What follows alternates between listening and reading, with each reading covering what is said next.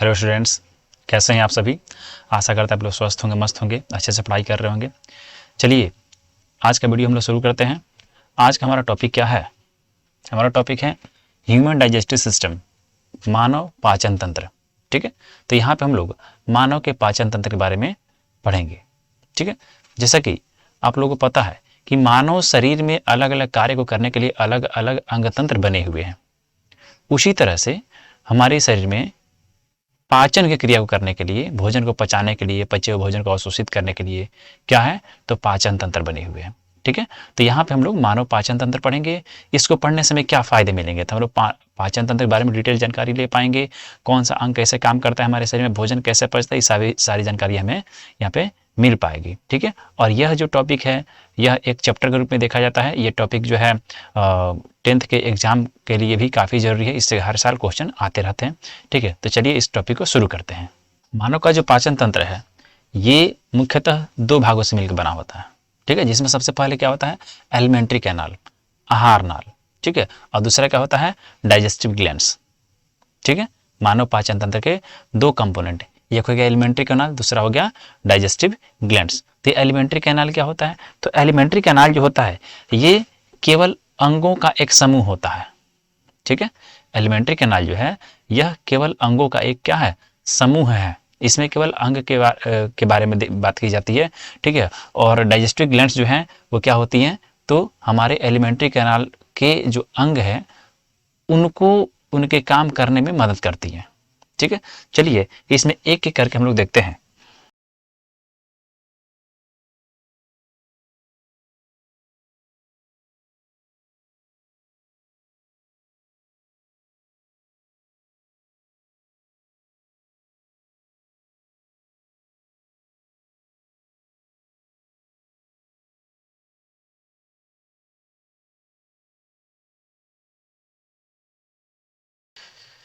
चलिए देखिए, यहाँ पे मैंने डायग्राम बनाया, पूरा मानव पाचन तंत्र का मैंने डायग्राम बना दिया है।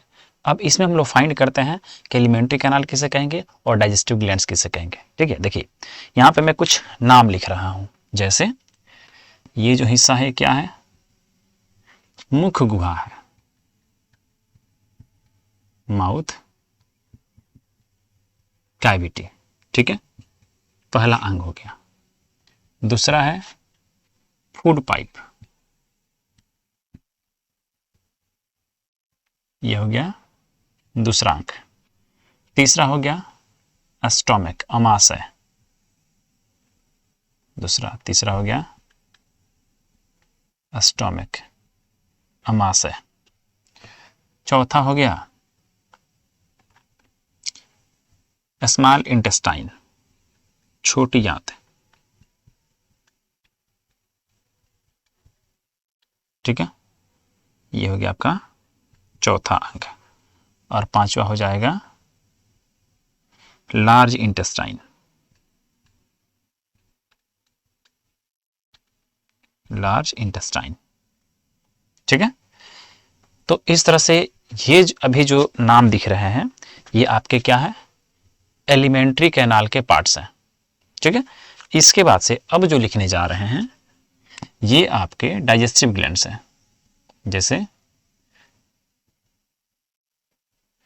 Salivary gland. ठीक है, ये आपका हो गया लीवर। ठीक है, यहां हो गया पैंक्रियाज।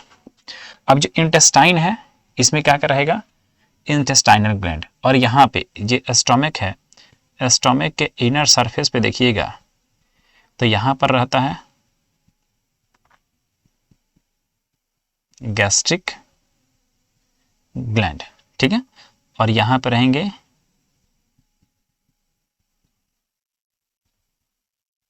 Intestinal gland. ठीक है, तो यहाँ पे देखिए ये जो पूरा डायग्राम है इससे आप क्लियर कर पाएंगे कि एलिमेंट्री कैनाल क्या है और डाइजेस्टिव ग्लैंड्स क्या है। ठीक है, देखिए mouth, food pipe, stomach, small intestine, large intestine, ये सब जो 5 भाग दिख रहे हैं ये क्या कहलाते हैं, तो एलिमेंट्री कैनाल कहलाते हैं। यानी कि ये पांचों क्या है, बस एक ट्यूब से बने हुए, पूरा एक ट्यूब आपको दिख रहा होगा, ठीक है। ये सब माउथ से शुरू हुआ, स्टमक हुआ, फिर यहाँ पे स्मॉल इंटेस्टाइन, फिर लार्ज इंटेस्टाइन, और यहाँ के ये खत्म हो जा रहा है, ठीक है। तो ये आपका क्या होगा, एक एलिमेंट्री कैनाल के सारे पार्ट्स हो गए, ठीक है। बस ये एलिमेंट्री कैनाल क्या है, तो एक ट्यूब है, इतना ध्यान रखिएगा। और इसके बाद से इसको हेल्प करने के लिए सैलिवरी ग्लैंड, लीवर, पैंक्रियाज, ठीक है, गैस्ट्रिक ग्लैंड, इंटेस्टाइनल ग्लैंड, ये सारी ग्लैंड्स हैं जो फूड को डाइजेस्ट करने में हेल्प करती हैं। तो इन सबको क्या कहते हैं, डाइजेस्टिव ग्लैंड्स कहते हैं, समझ गए। अब देखिए यहाँ पे रोचक बात क्या है कि ये जो एलिमेंट्री कैनाल है ये शुरू होता है माउथ कैविटी से, माउथ से शुरू होता है और खत्म कहाँ होता है, एनस पे खत्म होता है, ठीक है। कहाँ शुरू हुआ है, माउथ कैविटी से शुरू हुआ है और एनस पे खत्म हुआ है। और ये पूरी तरह से क्या है, तो एक ट्यूब है, ये क्या है पूरी तरह से, तो एक ट्यूब होता है। देखिएगा यहाँ पे ध्यान से देखिएगा, तो एक नली की जैसी संरचना होती है, एक ट्यूब की जैसी संरचना होती है, ठीक है, जो कहाँ शुरू हो रही है, माउथ से शुरू हो रही है और कहाँ तक जा रही है, एनस तक, यानी मुख गुहा से शुरू हो रही है और मल द्वार तक ये जाती है। क्या, तो आपका एलिमेंट्री कैनाल, ठीक है। और इसकी लंबाई कितनी होती है, तो ध्यान रखिएगा 6 से 8 मीटर की लंबाई होती है, ठीक है। एलिमेंट्री कैनाल जो है क्या होता है, 6 से 8 नहीं, 6 से 9 मीटर होगा, 6 से 9 मीटर की इसकी लंबाई होती है एक वयस्क इंसान के अंदर, ठीक है। जो फीट में कितनी हो सकती है, तो 23 से 30, इसको आप कन्वर्ट कर लेंगे आ जाएगा, ठीक है।